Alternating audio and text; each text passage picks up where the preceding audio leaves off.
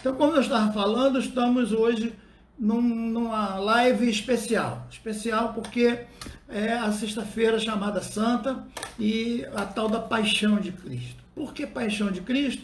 Então eu quero ler com vocês o capítulo 26 e o 27 de Mateus. Vamos ler também um texto em Lucas, para que a gente possa entender esse sofrimento de Jesus. Porque muita gente acha que o sofrimento de Jesus foi só a cruz. Né? Foi na cruz que começou o sacrifício de Jesus, com as chicotadas, com as dores que ele levou ali, com a coroa de espinhos, mas não é bem assim. Na quinta-feira, quando Jesus ministra a ceia, ele vai até esse lugar que é chamado o jardim, no nosso idioma, de Getsemane, né? A pronúncia mais correta seria Getsemane, Get aqui na garganta, Get, que é local, assim como Bet é casa, Get é lugar, Getsemane é o lugar do azeite. Então era o lugar da prensa do azeite, onde o azeite era fabricado artesanalmente, lógico, não existiam as fábricas como hoje. Então, o azeite era colocado dentro de sacos, amarrado bem, e colocado pedras sobre o saco, para que a prensa fosse feita, ele fosse prensado com o peso das pedras. Cada uma dessas pedras era chamada de momento. Então, no primeiro momento, se apertava bem as azeitonas umas contra as outras, ia apertando as azeitonas, a ponto do azeite começar a escorrer. Como é que o azeite escorria? Pela pressão, pelo peso. Ali estava o peso, só que dentro da azeitona existe um caroço muito forte, um dos caroços dos mais fortes de todos os tipos, né? Ele é muito resistente. Então, quando uma azeitona é pressionada contra a outra, acontece que uma vai esmagando a outra, e naquele atrito de azeitona com azeitona é que vai escorrendo o azeite, o shimane. Por isso que lá no Salmo, o nosso salmista diz: ó, quão bom e quão suave é que os irmãos vivam em união, porque a união, a junção, a unidade é bem apertadinho, é como o óleo precioso. A palavra lá é shimane, é azeite. É o óleo precioso que desce sobre a cabeça, a barba de Arão. Então, é como a comunhão dos irmãos. A comunhão é tida através dessa prensagem, através desse arrasta um com o outro, porque a azeitona ali dentro fica presa, fica contida, não tem para onde fugir, não dá para dizer para outra azeitona: chega para lá, sai daqui, aqui é meu lugar. Não tem como, porque as azeitonas estão amarradas e condicionadas. Não tem como fugir, não tem como sair, ela está ali pressionada dentro daquele saco, e uma vai esmagando a outra. Então, nesse atrito de azeitona com azeitona, é que vai escorrendo o azeite. O azeite nasce desse atrito de azeitona com azeitona. Por isso que ele é o símbolo da união. A nossa união, ela também é gerada dos nossos atritos, dos nossos encontros, das coisas que nós convivemos. É assim que vai gerando a comunhão, é assim que vai gerando a nossa unidade. E ali nós vemos as duas partes distintas de Jesus, se é que podemos separá-las, porque elas eram inseparáveis: a parte humana, porque Jesus era 100% homem, e a parte divina, porque Jesus era 100% Deus. E naquele momento, ele vai até aquele monte, depois dele ministrar a última ceia, estabelecer a chamada Santa Ceia, ele vai então àquele lugar. E olha o que o texto diz, é o capítulo 26, o versículo 36 em diante. Se você não quiser, não precisa ler, eu posso colocar também esse texto, mas está na sua Bíblia, basta anotar a referência do texto, é o capítulo 26, a partir do versículo 36. Olha o que ele diz: então foi Jesus com eles a um lugar chamado, como eu já falei, Getsemane, ou Getsemane na nossa pronúncia, e disse aos seus discípulos: sentai-vos aqui enquanto eu vou além orar. Então ele disse aos discípulos: vocês vão ficar aqui enquanto eu vou mais à frente, eu vou orar um pouco mais distante.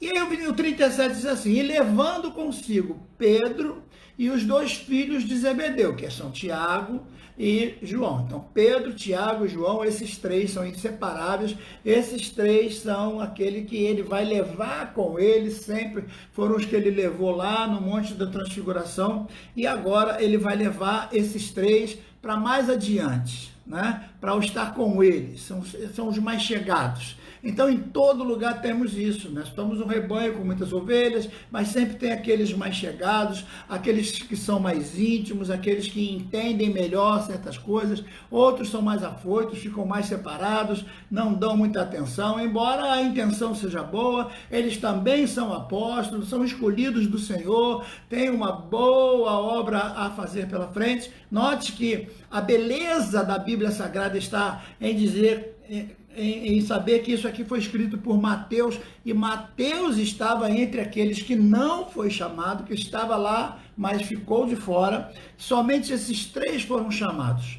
E agora, olha o que Jesus vai dizer no versículo 38, preste atenção. Então, é importante que você entenda que sempre num grupo há aqueles mais chegados e aqueles mais distantes. Isso é muito normal em todo contexto, na família. Você pode ter, às vezes, alguns filhos, entre eles o mais chegado. Aí alguém diz, poxa, tu ama mais aquele ali. Não, é porque aquele ali é o mais carinhoso, acaba recebendo mais carinho. O outro é mais teimoso, acaba recebendo mais bronca, né? E sempre são essas coisas que acontecem. Mas por que eu estou lendo isso hoje? Porque é exatamente no versículo 38 que ele vai dizer assim, ó, então lhes disse, Jesus diz para esses 3, a minha alma está angustiada até a morte. Olha, palavras do próprio Jesus, num momento em que ele está colocando todo o seu coração, abrindo completamente o seu coração, para que aquelas pessoas que estavam ali, somente aqueles 3 que foram testemunhas disso, soubessem que ele, como um ser humano comum, como alguém que tem problemas dos mais variados, mas sobrepõe espiritualmente esses problemas, porque a Bíblia diz que Jesus foi humano em todos os sentidos, 100% humano, sentiu dor, sentiu cansaço, sentiu sede, sentiu fome, todos os sentidos. Ele não poderia ser um super-homem, um super-deus, porque se ele agisse como Deus, se ele fosse naquele momento ali um Deus, Deus não sentiria dor, Deus não derramaria sangue, Deus não pagaria o preço da redenção do humano, porque por um homem entrou o pecado no mundo, por um homem também o pecado deveria sair. Então agora começa a angústia do Senhor. Veja, antes das chicotadas, antes da coroa de espinho, é que ele começa a angustiar-se, ele começa a sentir a dor daquilo que ia passar a partir daquele momento, porque já estava tudo preparado, Judas já tinha traído ele, já estava chegando com aqueles que iriam prendê-lo, e a partir dali ia começar todo um processo que nós vamos ler com vocês com calma, para que vocês possam entender a angústia de Jesus, o sofrimento de Jesus. Então, queridos, o sofrimento de Jesus foi muito grande na sexta-feira, mas ele começa às 6 horas da tarde, assim que o sol se põe, de quinta-feira, porque no contexto judaico começa depois das 6 horas da tarde. Então, às 6 horas da tarde de quinta-feira já é sexta-feira. Começa diferente do nosso. O nosso dia começa à meia-noite, o deles não, o deles começa às 6 horas da tarde. O nosso dia começa no meio da noite, meia-noite, né? O deles não. Então, veja que coisa interessante que vai acontecer. Ele vai dizer, a minha alma está angustiada até a morte. Ficai aqui e vigiai um pouco comigo. Fica aqui um pouquinho comigo. Eu estou triste, eu estou cansado, eu estou atribulado, eu estou angustiado, eu estou machucado, eu estou com medo do que vai acontecer. Vejam Jesus, todo cheio de santidade, aquele que resistiu o diabo, aquele que fez o vento parar, fez o mar se acalmar, agora está padecendo de uma angústia. A palavra deles, ele diz, a minha alma está angústia, quer dizer, profundamente triste, uma tristeza que está além das questões externas, é uma tristeza que invade, tentando atingir a alma, para que a alma também fique triste. Olha que coisa terrível. E agora ele pede ajuda. Você nunca vê Jesus pedindo ajuda em todo momento da sua vida. A única vez que Jesus vai pedir ajuda é para esses 3. E olha o que vai acontecer. Ficai aqui comigo, vigiai mais um pouco.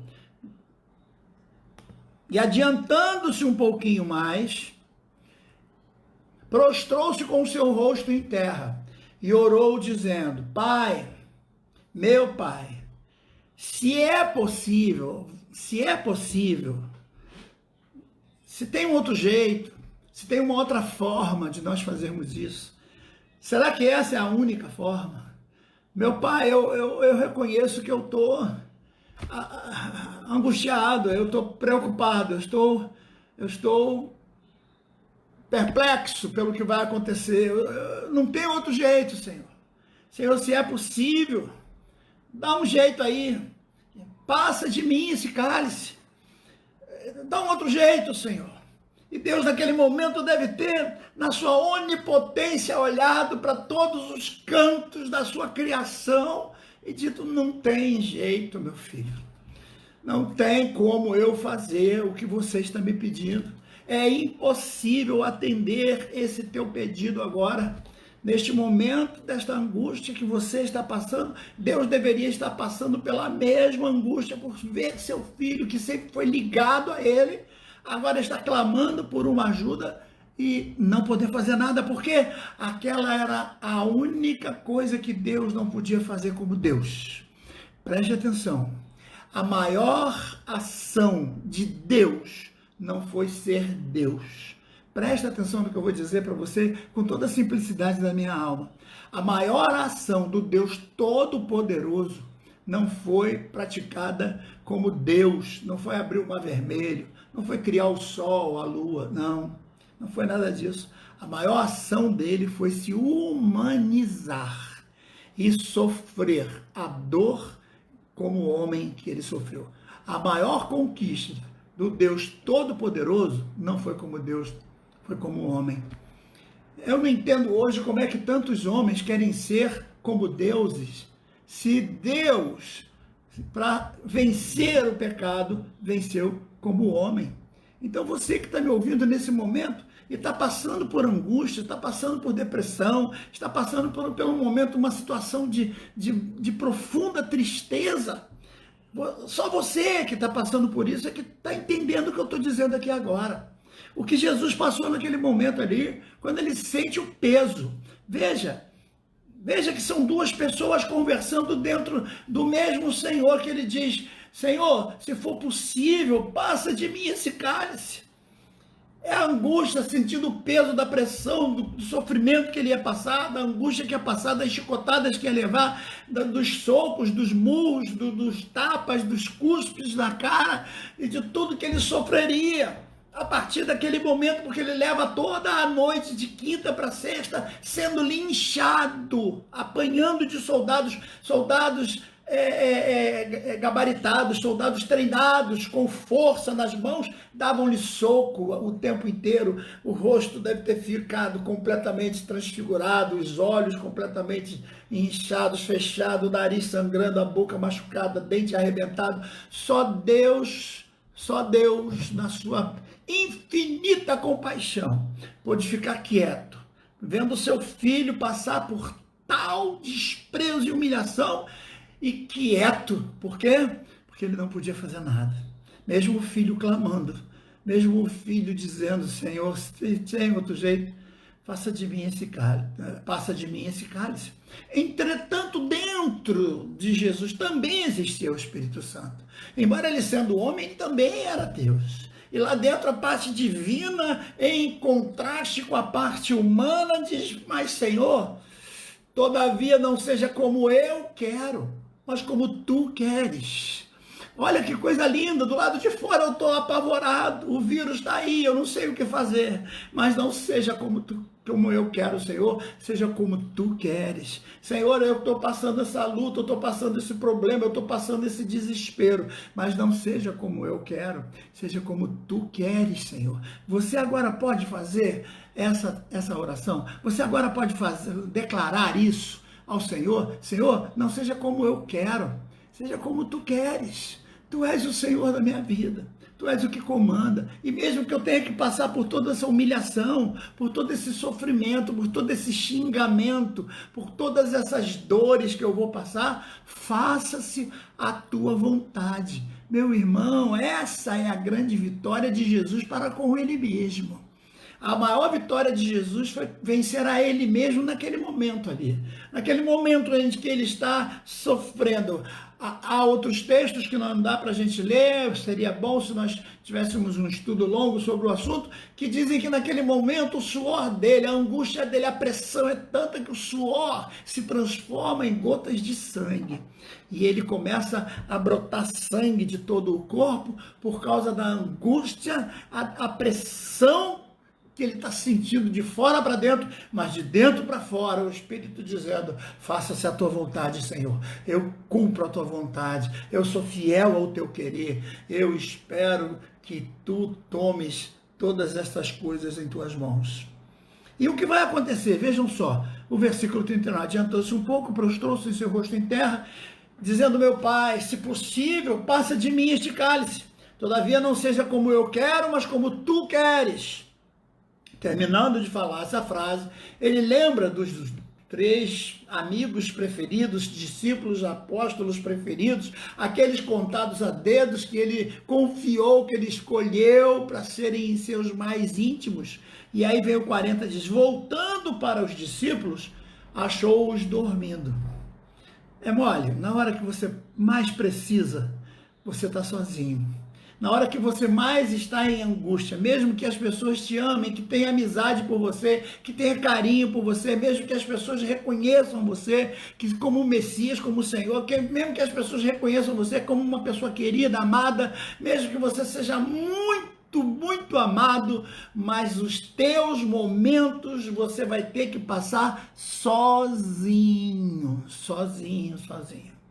E aí Jesus fica meio triste, e disse para Pedro, assim, nem uma hora pudeste vigiar comigo? Caramba, Pedro, caramba, Tiago, caramba, João, puxa vida. Lógico que eu estou usando aqui minha forma humana de falar comigo mesmo aqui. Eu digo, puxa vida, caramba, eu não posso confiar em vocês. Eu escolhi vocês, eu treinei vocês, eu dei tudo que podia a vocês, eu fiz tudo por vocês, agora eu estou precisando de vocês. E onde estão vocês? Onde estão vocês? E eles estavam dormindo.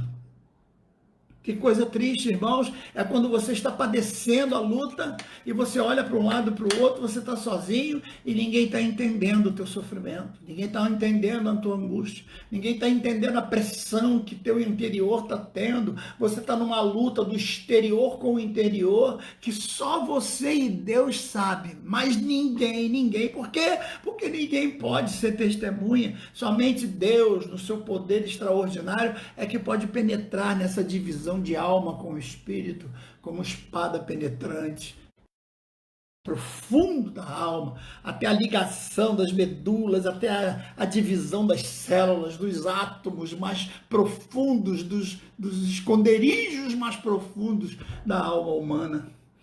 E ali está o Senhor, naquele momento, brigando com eles, nenhuma hora pudestes velar comigo.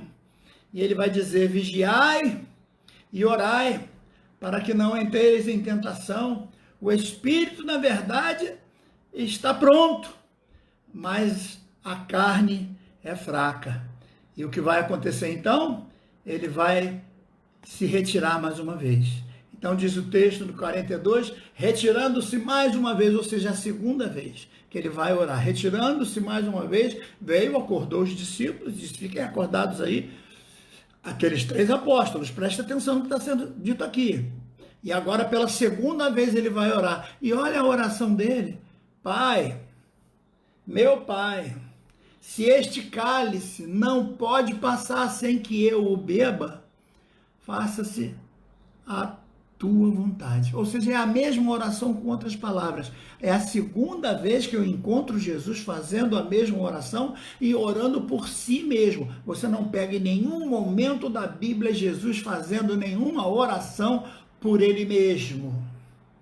Mas agora ele está fazendo a segunda oração e praticamente repetindo as mesmas palavras. Por quê? Porque ele realmente está angustiado. Ele está se sentindo solitário. E não existe coisa mais terrível no mundo é quando um homem se sente solitário, sem ajuda, sem ninguém que entenda, sem ninguém que compreenda. sem ninguém com quem ele possa. Nesse momento você encontra Jesus indo orar e o que vai acontecer? Ele volta outra vez. Veja o versículo 43 agora que ele diz: e voltando outra vez, achou-os dormindo. De novo. Porque o próprio Mateus vai dizer, os seus olhos estavam cansados. Tadinhos, estavam cansados, já era noite, já tinham trabalhado o dia todo, já estavam, né, já tinham cumprido todas as coisas que tinha que cumprir. Então agora Jesus está pedindo a eles para ficar um pouquinho orando, mas eles não estão aguentando ficar orando um pouquinho mais. E aí Jesus, infelizmente, vai olhar para eles e ver que eles estavam dormindo. E o que Jesus faz? Versículo 44 agora, deixando-os novamente, foi orar pela terceira vez, três vezes. Alguém poderia até aqui dizer que uma vez ele está orando pela Trindade, mas ele é mesmo parte da Trindade. Então, 3 vezes você encontra Jesus clamando, chorando e pedindo ao Senhor, repetindo as mesmas palavras. Se possível for, passa de mim esse cálice. Todavia, não se faça a minha vontade, mas a tua vontade, Senhor. No momento nós percebemos que é onde começa a dor de Jesus. É na quinta-feira, é na noite de quinta-feira. E aí, quando ele termina de repetir essas palavras, vem o versículo 44 que diz: então voltou para os seus discípulos e disse: dormi agora e descansai, eis que é chegada a hora, e o Filho do Homem está sendo entregue nas mãos dos pecadores. Depois ele vem e diz: levantai-vos, vamos-nos, é chegado aquele que me trai, versículo 46. E agora o 47, e estando ele ainda a falar, eis que veio Judas, um dos 12, e com ele grande multidão com espadas e varapaus, vindo da parte dos principais e sacerdotes e dos anciãos do povo. Ora, o que o traíra lhes havia dado um sinal, dizendo: aquele a quem eu beijar, a esse prendei-o. Com um beijo. Beijar, oh meu amor, um beijinho, 3 beijinhos. Esse negócio de ficar beijando todo mundo, para mim, nunca gostei muito desse negócio, não. Eu acho que beijar é uma coisa muito íntima, muito profunda. Não é para dar para todo mundo. Tem gente que sai beijando tudo, beija todo mundo, beija qualquer coisa, beija qualquer um. E o beijo nem sempre representa amor. Às vezes o beijo representa muito mais traição do que outra coisa. Nesse caso de Judas, o beijo foi um beijo de traição. Foi um beijo de hipocrisia. Mas é interessante que quando ele se aproxima de Jesus e diz, versículo 49, logo aproximando-se de Jesus, disse: salve, Rabone, ou Rabi, ou Rabino, né? E o beijou. Jesus, porém, lhe disse, note que lá atrás ele já tinha dito: o que me trai já tem chegado, aquele que me trai já está chegando com seu exército para me prender. E agora, no versículo 50, diz assim: Jesus, porém, disse a Judas: amigo, a que vieste? Amigo, o que você veio fazer? Como que diz, amigo? Ainda dá tempo. Amigo, eu sei que você já pegou o dinheiro, eu sei que você já fez tudo o que tinha que fazer, eu sei que você fez o que não devia ter feito, eu sei que você vendeu, eu sei que você traiu, eu sei que você cometeu o erro, mas você ainda é meu amigo. O que você veio fazer, meu amigo? O que você quer fazer nesse momento, meu amigo? O que você pensa da tua própria vida nesse momento, meu amigo? Que tipo de vida você pretende levar daqui para frente, meu amigo? Ô, meu amigo, o que você quer fazer? 56, mas tudo isso aconteceu para que se cumprissem as escrituras dos profetas. Então todos os discípulos, deixando-o, fugiram. Esse texto também é interessante porque está sendo escrito por um apóstolo, Mateus. E aqui diz: todos fugiram, inclusive ele. Ele poderia dar um jeitinho aqui, já que é ele que está escrevendo, de dizer, poxa, todos os outros fugiram, mas eu não. Eu sou o melhor de todos, eu sou o mais importante, verdadeiramente sou eu, louvado seja eu estou ali, eu não deixei, eu não fugi, foi no momento que eu tinha ido no banheiro e tal. Quem sabe Mateus poderia dar uma desculpa qualquer, mas ele não dá desculpa. É uma das veracidades importantes que a gente encontra na Escritura, é quando o próprio autor do texto se inclui naqueles que estavam cometendo as coisas erradas. O próprio autor não poupa a sua própria imagem e declara o quanto ele também foi participante deste grupo que traiu no sentido de fugir, de abandonar, de não estar presente, de não apoiar, de não estar junto. Quando você não está juntando, você está espalhando. Quando você não está junto, está separado. Quando você não é a favor, é contra. Não existe meio termo. Não existe. Infelizmente não existe. E agora o que vai acontecer? Aqueles homens prenderam Jesus, levaram à presença do sumo sacerdote Caifás, onde os escribas e anciãos estavam reunidos. Reparem que tudo isso vai acontecer de noite. Olha, o Sinédrio não podia se reunir de noite. Se uma pessoa fosse presa de noite, aliás, não podia ser presa de noite pela lei, uma pessoa que fosse acusada de algum crime, ela tinha todo o direito de fugir durante a noite, até que raiasse o dia, porque só se poderia ser preso se o dia estivesse brilhando. Eles teriam o direito até, no passado, de fugir para as chamadas cidades de refúgio, se apresentar a um sacerdote, contar a sua história, e de acordo com o sacerdote, ele ser ali guardado na cidade de refúgio. Então o Sinédrio não se reúne à noite, mas no caso de Jesus se reuniram por quê? Porque era já uma tramóia para prender Jesus, para fazer com que ele silenciasse a sua mensagem, para parar com que ele pregasse, para impedir que ele realizasse seus sinais, realizasse os milagres que ele havia de realizar. Então nesta noite eu estou aqui para pedir a você que entenda esse momento que você está passando.